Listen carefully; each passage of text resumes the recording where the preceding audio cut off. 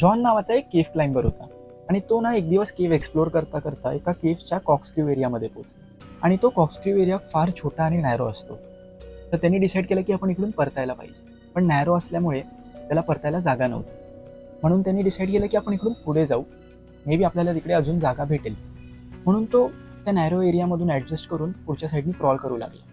आणि तिकडे गेल्यावरती ना ती केव्ह 5 फूट वरती होती आणि तिकडून एक 90 डिग्रीजचा बेंड होता खाली, आणि मग पुन्हा खालच्या साईडला केव्ह होती. तर त्यांनी स्वतःला कसं बसं ॲडजस्ट केलं, त्या 90 डिग्रीजच्या बेंडवरती आला आणि तिकडे अजून ती केव्ह नॅरो झाली.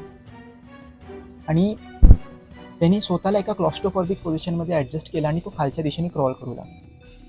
आणि ही जागा आजपर्यंत कोणीच एक्सप्लोर केली नव्हती. तो जसं क्रॉल करू लागला तर त्याला त्याच्या हेडलॅम्पमधून आहे ना पुढे एक होल दिसला. त्याला एक होप आला, एक आशा आली की हा इकडे जागा आहे, म्हणून तो त्या दिशेने क्रॉल करू लागला.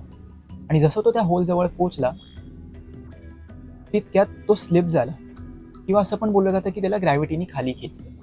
आणि तो एका अशा जागेमध्ये जाऊन अडकला जी जागा लॅपटॉपपेक्षा फक्त थोडीशी मोठी असेल, एका लॅपटॉपपेक्षा थोडीशी मोठी. आणि तो त्या जागेमध्ये एका हँडस्टँडच्या पोझिशनमध्ये अडकला होता, म्हणजे पाय वरती आणि डोकं आणि हात खालती. ना तिकडून तो वर येऊ शकत किंवा ना तो काय हालचाल करू शकत.